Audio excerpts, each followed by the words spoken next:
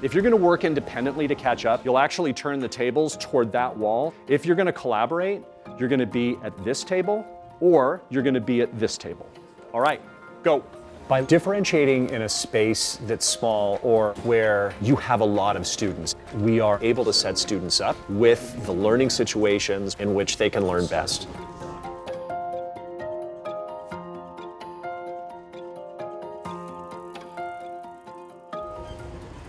Here at Summit, we serve a wide range of students, and so you'll see a varying degree of skill within an academic classroom.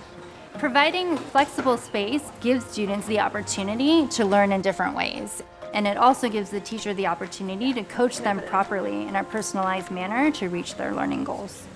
If you guys want to work independently, what is going to be the best place and the best people to be next to you to work independently? Those who want the mini lesson are going to come to this table.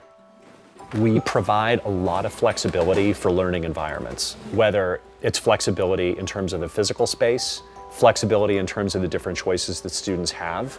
You see students seated toward the back of the room. Those students are working independently. The students who are at the tables had chosen to collaborate, which is something they thought through and made part of their goal setting. And then you have the group of students that chose one of the two mini lessons, and that takes place in the center of the classroom. Is it better to have more body paragraphs or conclusion? Sometimes a student will write a better thesis in the conclusion than they do at the opening because they've had a chance. We wanted to collaborate because we've been helping each other on the steps that we had to do, and especially since they're so long, we kind of thought, oh, let's just work together. And also, I think if we were to be at other tables, we'd probably be more distracted. Like each slide has a different objective. Just like summarize each slide in your own words, I guess. When the classroom is flexible, we can learn a lot more from each other, and it forms a better bond with the students within the school and also the staff members.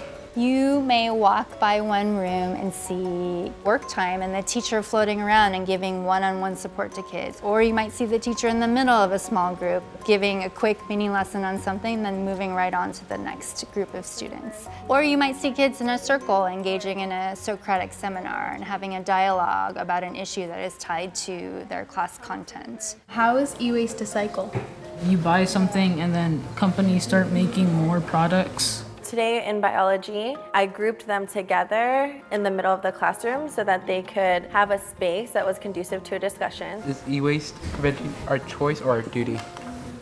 I think it's our choice because nobody really tells us to do it. I agree with you. I feel like it's our choice right now, but it should be our duty because it's important to make the world a safer place. Other students are in the process of gathering information for the experimental design project. So they were seen in the outside, facing outwards, so that I could see their screens and help them work through any distractions they might have.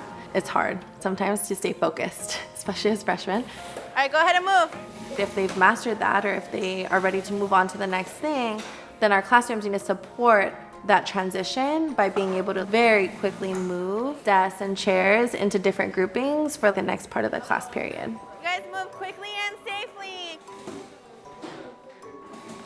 It is important to have furniture that allows you to create different types of learning environments for the students. And so we have tables that have wheels on them, so it's easy to transition into a different configuration. It doesn't disrupt the learning too much. Buenos dias. Every week, talk about what this quote means to you and what your response is to the quote. You can't control your circumstances always. I will have a whole class discussion. It's called a whip around, and we'll go around the entire circle and have people share out that way. Just as a way so that we hear more voices and make sure there's a diversity of thought in the room. Some of us are minorities and we have experienced certain things that... When we're sitting in a circle, everyone can look at each other and be aware of each other. I feel like it makes you learn a lot better, like you grasp concepts more once you see a face. What's really exciting about the flexible space is that it allows kids to really understand what type of learning works for them. And it equips the teacher with ways that they can deliver more personalized instruction to the kids. It makes a lot more sense.